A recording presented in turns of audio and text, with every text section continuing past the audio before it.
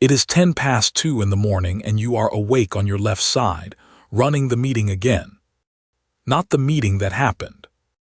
The one on Thursday, the one where your manager asks the question you cannot answer, and the version after that, where the role gets quietly reassigned, and the version after that, where you are explaining to somebody at your kitchen table how the mortgage still gets paid. None of that has happened.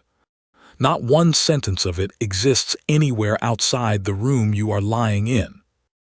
And still your heart is going as though it were happening now in the dark to you. By the time the alarm goes off, you will have lived through a bad year that never occurred, and you will be tired in a way that sleep does not fix. Here is what that costs, and it is worth being precise about the bill, because the bill is not the anxiety. The bill is the hour. Then the hour tomorrow. Then the morning you spent so braced against Thursday that you handled today badly, which is the only day you were actually standing in. It is the conversation at dinner where somebody asked you something twice, and you answered the second time, because the first time you were in a room in the future, negotiating with people who do not exist. It is the health scare where the scan is booked for the 14th, and instead of 11 ordinary days, you get 11 days of a diagnosis you have not been given, delivered to yourself nightly, in your own voice. And notice how the mind does it. It does not hand you Thursday. It hands you Thursday plus every consequence of Thursday, welded together into one enormous object, and then asks you whether you can carry it. Of course you cannot. Nobody could. That object was built to be uncarryable. It contains your whole future all at once, and you were only ever issued the strength for one afternoon. You have already tried to fix this. The meditation app with the streak you broke in April. The evening walk without the phone. The advice from somebody who meant well to simply stop thinking about it. They did not hold, and you assumed that was a discipline problem. It was not. None of them touched the actual mechanism, which is that you keep accepting the whole thing wholesale instead of taking it apart. And it can be taken apart. Somebody worked out how in writing for himself and never intended you to read it. Picture a man of about 50 on the Roman Empire northern frontier, in a tent, at the end of a day of plague reports and dispatches. He is the most powerful man in the known world, and he cannot sleep either. He is not composing philosophy for an audience.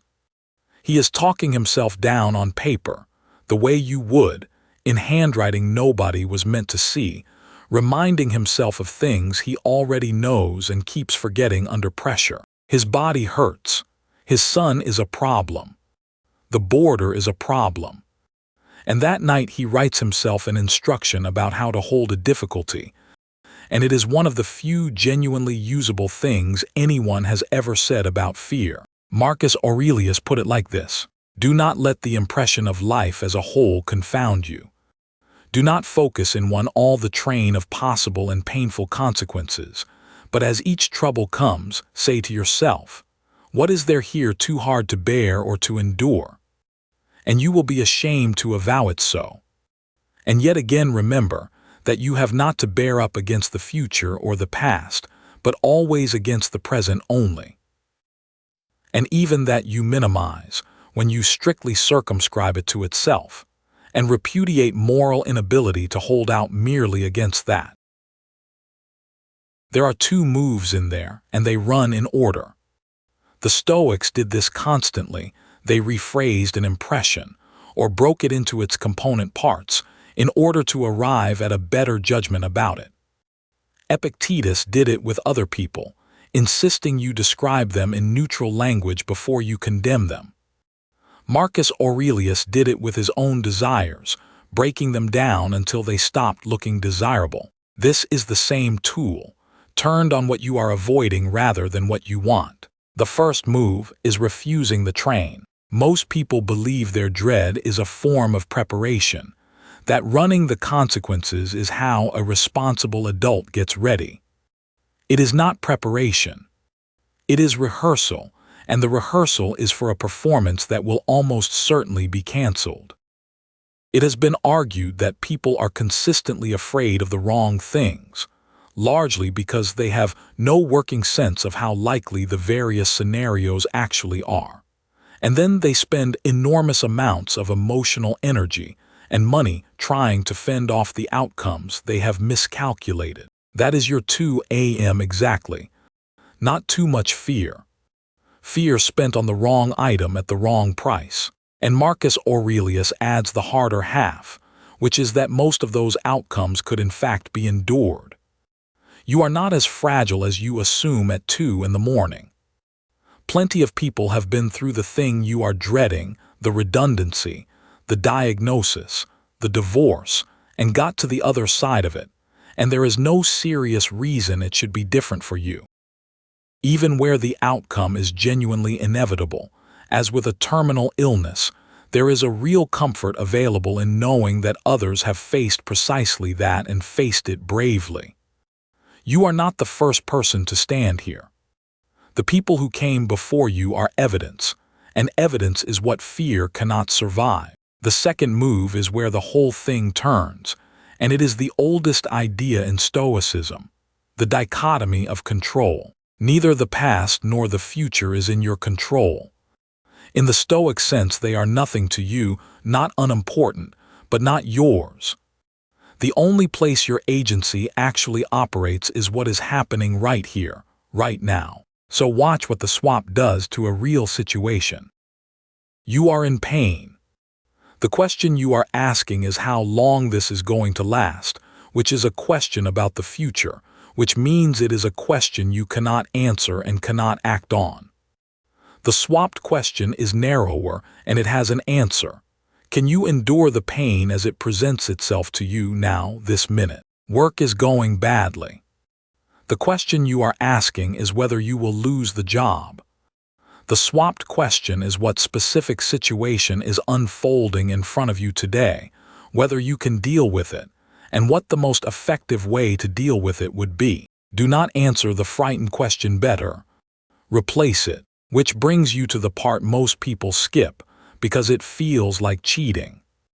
Restrict each difficulty to the event itself, and then strip the value judgments off it, including the ones that arrive automatically before you have consented to them. Consider what ruminating about the past actually is mechanically.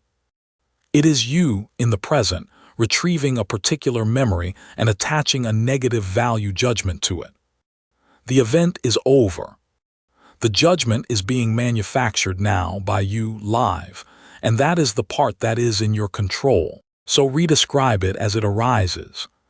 Not the humiliating thing you said at the leaving party, but a sentence you spoke at the leaving party.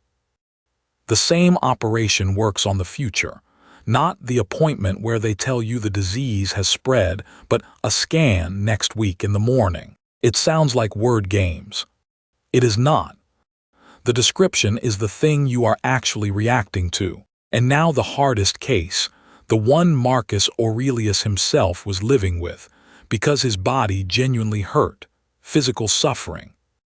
Even that only ever arrives one part at a time. Take an analytical, almost scientific approach to it and ask 3 questions. First, where is it exactly in the body? Can you locate it precisely, and if you can, where are its borders? The low backache you have been calling my back for 6 years turns out, when you look, to be a band about the width of 2 fingers on the right and nowhere else. Second, does the intensity remain constant, or does it shift? And if it shifts, how does it shift over time? Sit with the toothache for 90 seconds and you find it is not a wall, it is a tide, with gaps in it you had never noticed because you were braced for the next wave instead of standing in the trough. Third, is it a single thing, or is it made up of different sensations, shooting, heat, pressure, throbbing? And how are those sensations connected to the thoughts you are having around them? The migraine decomposes into pressure behind one eye, heat at the temple, and a thought that says this will ruin the weekend. 2 of those are sensations.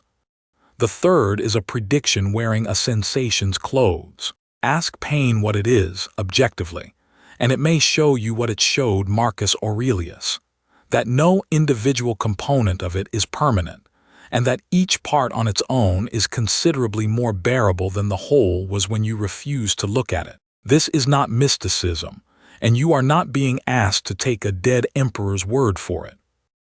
What he was describing overlaps heavily with what is now called mindfulness, and it has been studied. There is empirical support that breaking difficulties down into their component parts helps with stress, anxiety, and depression.